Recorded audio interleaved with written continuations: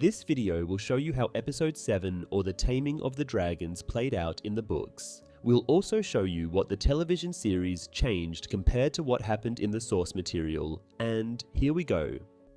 You must rule the realm now until your brother is strong enough to take the crown again, the king's hand told Prince Aemond. Nor did Sir Criston need to say it twice, writes Eustace. And so, one-eyed Aemond the Kinslayer took up the iron and ruby crown of Aegon the Conqueror. It looks better on me than it ever did on him, the prince proclaimed. So, in the books, it is pretty obvious that Aemond does want to make himself king eventually, but didn't try and kill his brother here. However, what the show depicted with Aemond trying to kill his brother is kind of dumb, because if Aemond is going to kill Aegon, he should do it after defeating Rhaenyra, Daemon, and the Blacks, not while the war is still going on and he's at a disadvantage with fewer dragons. Honestly, it's just not that strategic to try and kill his brother now.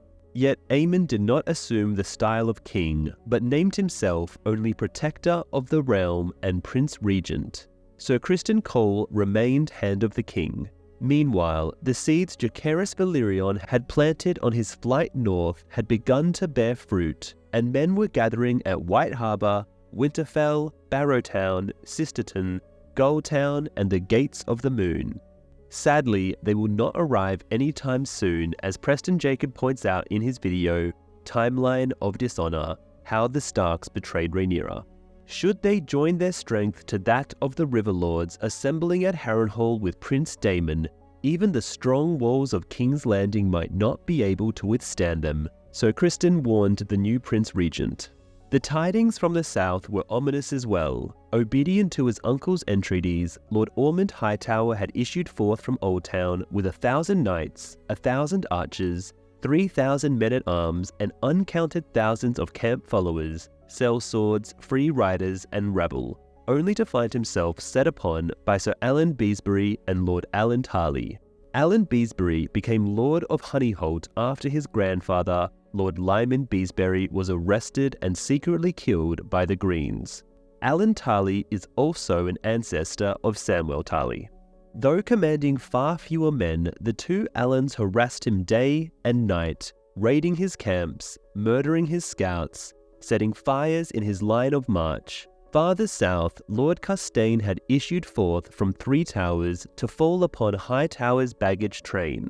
Worse, reports had reached his lordship that a host equal in size to his own was descending on the Mander, led by Theodos Rowan, Lord of Goldengrove. This really shows how much of Westeros did support Rhaenyra as queen. Lord Ormond had therefore decided he could not proceed without support from King's Landing. "We have need of your dragons," he wrote. Supremely confident in his own prowess as a warrior and the might of his dragon Vhagar, Aemond was eager to take the battle to the foe. "The ore on Dragonstone is not the threat," he said. "No more than Rowan and these traitors in the Reach. The danger is my uncle. Once Daemon is dead, all these fools flying our sisters' banners will run back to their castle and trouble us no more." It is sad, but Aemond is right. After the death of Rhaenys Targaryen at Rook's Rest, Daemon is the only one they truly need to fear. The same as without Aemond, the Greens' cause is also hopeless. East of Blackwater Bay, Queen Rhaenyra was also faring badly. The death of her son Lucerys had been a crushing blow to a woman already broken by pregnancy, labour, and stillbirth. When word reached Dragonstone that Princess Rhaenys had fallen, angry words were exchanged between the Queen and Lord Velaryon, who blamed her for his wife's death. "It should have been you," the sea snake shouted at her grace. "Staunton sent to you, yet you left it in my wife to answer and forbade your sons to join her." For all the castle knew that the princes Jace and Joff had been eager to fly with Princess Rhaenys to Rook's Rest with their own dragons. Without Rhaenyra and Syrax, or Daemon with Caraxes, Rhaenyra's children probably would have just been slaughtered by Aemond on Vhagar, so it was the right choice not to send them. "Only I could lighten her grace's heart," Mushroom claims in his testimony. "In this dark hour, I became the Queen's counselor. setting aside my full scepter and pointed hat to lend her all my wisdom and compassion. Unbeknownst to all, it was the jester who ruled them now, an invisible king in motley. So this could be a tongue-in-cheek comparison to Daenerys and Tyrion, where Tyrion might one day rule through Daenerys as she begins her conquest of Westeros in a second Dance of the Dragons against Fagon. Like Rhaenyra, Daenerys is queen on Dragonstone, and Fagon, like Aegon II, is the usurper ruling from King's Landing. These are large claims for a small man, and ones not borne out by any of our other chroniclers, no more than by the facts. Her grace was far from alone. 4 living sons remained to her. My strength and my conciliation, the queens called them. Aegon the Younger and Viserys, Prince Daemon's sons, were 9 and 7 respectively. Prince Joffrey was but 11, but Jacaerys, Prince of Dragonstone, was on the cusp of his 15th name day. It was Jace who came to the fore now, late in the year 129 AC. Mindful of the promise he had made to the Maiden of the Vale, he ordered Prince Joffrey to fly to Goldtown with Tyrax. Munkin suggests that Jace's desire to keep his brother far from the fighting was paramount in this decision. This did not sit well with Joffrey, who was determined to prove himself in battle. Only when told that he was being sent to defend the Vale against King Aegon's dragons did his brother grudgingly consent to go. Rhaenyra, the 13-year-old daughter of Prince Daemon by Laena Velaryon, was chosen to accompany him. Known as Rhaenyra of Pentos for the city of her birth, she was no dragon rider, her hatchling having died some years before. But she brought 3 dragon eggs with her to the Vale, where she prayed nightly for their hatching. These dragon eggs in the show appear to be Daenerys' dragon eggs. Lady Rhaenyra's twin, Baela, remained on Dragonstone.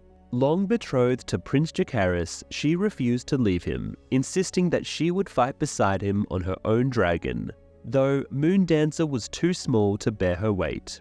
Though Baela also announced her intent to marry Jace at once, no wedding was ever held. Munkin says the prince did not wish to wed until the war was over, whilst Mushroom claims Jacaerys was already married to Sarah Snow, the mysterious bastard girl from Winterfell. It seems as though the show has completely cut Sarah Snow, which is a shame and would have been interesting. The Prince of Dragonstone also had a care for the safety of his half-brothers, Aegon the Younger and Viserys, aged 9 and 7. Their father, Prince Daemon, had made many friends in the free city of Pentos during his visits there, so Jacaerys reached across the narrow sea to the prince of that city, who agreed to foster the 2 boys until Rhaenyra had secured the Iron Throne. In the waning days of 129 AC, the young princes boarded the cog, gay abandon, Aegon with Stormcrow, Viserys clutching his egg, to set sail for Essos. The Sea Snake sent 7 of his warships with them as escort, to see that they reached Pentos safely. Prince Jacaerys soon brought the Lord of the Tides back into the fold by naming him the Hand of the Queen. Together, he and Lord Corlys began to plan an assault upon King's Landing. Interesting that it took Rhaenyra this long to name a Hand of the Queen. With Sunfire wounded near Rook's Rest and unable to fly, and Tessarion with Prince Darion in Oldtown, only 2 mature dragons remained to defend King's Landing, and Dreamfire's rider, Queen Helena, spent her days in darkness, weeping, and surely could not be counted as a threat. That left only Vhagar. No living dragon could match Vhagar for size or ferocity, but Jace reasoned that if Vermax, Syrax, and Caraxes were to descend on King's Landing, even that hoary old bitch would be unable to withstand them. Mushroom was less certain. 3 is more than 1, the dwarf claims to have told the Prince of Dragonstone, but 4 is more than 3, and 6 is more than 4, even a fool knows that. When Jace pointed out that Stormcloud had never been ridden, that Moondancer was but a hatchling, that Tyrax was far away in the Vale with Prince Joffrey, and demanded to know where Mushroom proposed to find more dragons, the dwarf tells us he laughed and said, "Under the sheets and in the woodpiles, wherever you Targaryens spilled your silver seed." Mushroom is definitely meant to be a Tyrion stand-in, and despite being a fool, is somehow an advisor to the Black Council. House Targaryen had ruled Dragonstone for more than 200 years, since Lord Aenar Targaryen first arrived from Valyria with his dragons. Though it had always been their custom to wed brother to sister and cousin to cousin, young blood runs hot, and it was not unknown for men of the house to seek their pleasures amongst the daughters and even the wives of their subjects, the small folk who lived in the villages below the Dragonmont, tillers of the land and fishers of the sea. Indeed, until the reign of King Jaehaerys, the ancient right to the First Night had been invoked mayhaps more oft on Dragonstone than anywhere else in the Seven Kingdoms, though good Queen Alysanne would surely have been shocked to hear it. Though the First Night was greatly resented elsewhere, as Queen Alysanne had learned in her women's councils, such feelings were muted upon Dragonstone, where Targaryens were rightly regarded as being closer to gods than the common run of men. Here, brides thus blessed upon their wedding nights were envied, and the children born of such unions were esteemed above all others, for the lords of Dragonstone oft celebrated the birth of such, with lavish gifts of gold and silk and land to the mother. We shouldn't really believe that women and their soon-to-be husbands were okay with Targaryens forcing themselves on the bride during their wedding night, especially when most Targaryens were more like Daenerys' brother Viserys and King Aegon II than Rhaegar, who would never commit such practices. Essentially, the Targaryens who women wouldn't want in their beds are the ones who practice the First Night. These happy bastards were said to have been born of dragon seed, and in time became known simply as seeds. Even after the end of the Rite of the First Night, certain Targaryens continued to dally with the daughters of innkeepers and the wives of fishermen, so seeds and the son of seeds were plentiful on Dragonstone. It was to them that Prince Jaehaerys turned at the urging of his fool, vowing that any man who could master a dragon would be granted lands and riches and dubbed a knight.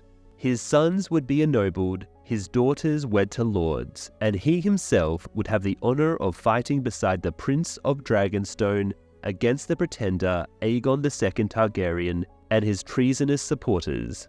Not all of those who came forward in answer to the prince's call were seeds, nor even the sons or grandsons of seeds. A score of the Queen's own household knights offered themselves as dragon riders, amongst them the Lord Commander of her Queen's Guard, Sir Stefan Darklyn, along with squires, scullions, sailors, men-at-arms, murmurs, and 2 maids. The sowing of the seeds, Munkin names the triumphs and tragedies that ensued, crediting the notion to Jaehaerys himself, not Mushroom. Others prefer the red sowing. The most unlikely of these would-be dragon riders was Mushroom himself, whose testimony speaks at length of his attempt to mount Old Silverwing, judged to be the most docile of the masterless dragons. One of the dwarf's more amusing tales, it ends with Mushroom running across the ward of Dragonstone with the seat of his pantaloons on fire, and nigh drowning when he leaped into a well to quench the flames. Unlikely to be sure, but it does provide a droll moment in what was otherwise a ghastly business. Dragons are not horses. They do not easily accept men upon their backs, and when angered or threatened, they attack. Munkin's true telling tells us that 16 men lost their lives during the sowing. 3 times, that number were burned or maimed. Stefan Darklyn was burned to death whilst attempting to mount the dragon Seasmoke. Lord Gorman Macy suffered the same fate when approaching Vermithor.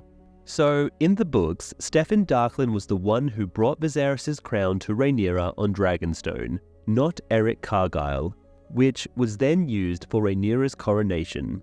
Stefan was also the Lord Commander of her Kingsguard. a man called Silver Dennis, whose hair and eyes lent credence to his claim to be descended from a bastard son of Magar the Cruel, had an arm torn off by Sheep Stealer. As his son struggled to staunch the wound, the cannibal descended on them, drove off Sheep Stealer, and devoured father and sons alike. Yet Sea Smoke, Vermithor, and Silverwing were accustomed to men and tolerant of their presence. Having once been ridden, they were more accepting of new riders. Vermithor, the old king's own dragon, bent his neck to a blacksmith bastard, a towering man called Hugh the Hammer, or Hard Hugh. In the TV show, Hugh is for some reason in King's Landing with the family, which is a show-only inclusion. Whilst a pale-haired man-at-arms named Ulf the White for his hair, or Ulf the Sot for his drinking, mounted Silverwing, beloved of good Queen Alysanne, and Sea Smoke, who had once borne Lenore Valerion, took onto his back a boy of 10 and 5 known as Adam of Hull, whose origins remain a matter of dispute amongst historians to this day. Adam and his brother, Alan, 1 year younger, had been born to a woman named Marilda, the pretty young daughter of a shipwright. A familiar sight about her father's shipyards, the girl was better known as Mouse, for she was small, quick, and always afoot. She was still 16 when she gave birth to Adam in 114 AC, and barely 18 when Alan followed in 115. Small and quick as their mother, these bastards of Hull were both silver of hair and purple of eye, and soon proved to have sea salt in their blood as well, growing up in their grandsires' shipyard and going to sea as ship boys before the age of 8.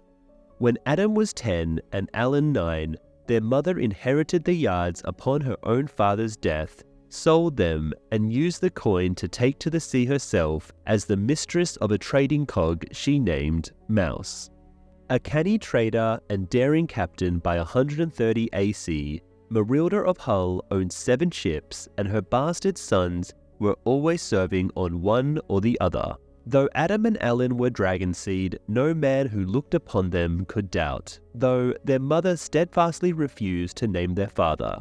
Only when Prince Jacaerys put out the call for new dragon riders did Marilda at last break her silence, claiming both boys were the natural sons of the late Sir Laenor Valerion. They had his look, it was true, and Sir Laenor had been known to visit the shipyard in Hull from time to time.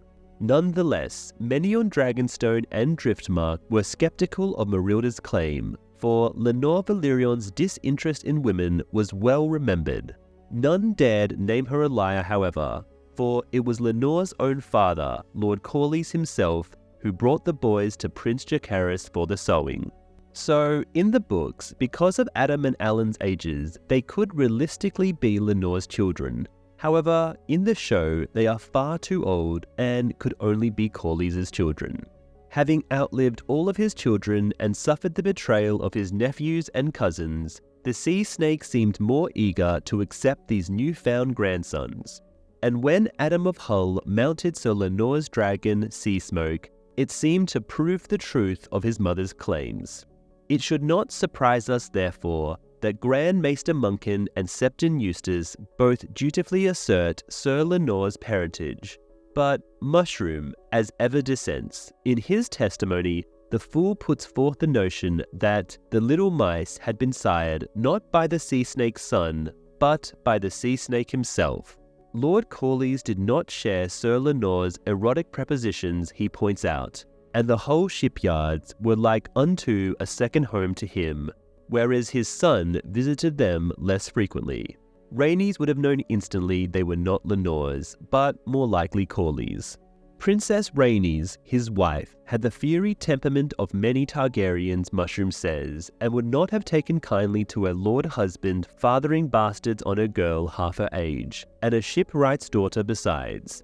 Therefore, his lordship had prudently endured his shipyard trysts with Mouse after Alan's birth, commanding her to keep her boys far from court. Only after the death of Princess Rhaenys did Lord Corlys at last feel able to bring his bastards safely forward. In this instance, it must be said the tale told by the fool seems more likely than the versions offered by Septon and Maester. This does prove that Mushroom sometimes does tell the truth and has insights that our other two sources fail to mention. Many and more at Queen Rhaenyra's court must surely have suspected the same. If so, they held their tongues.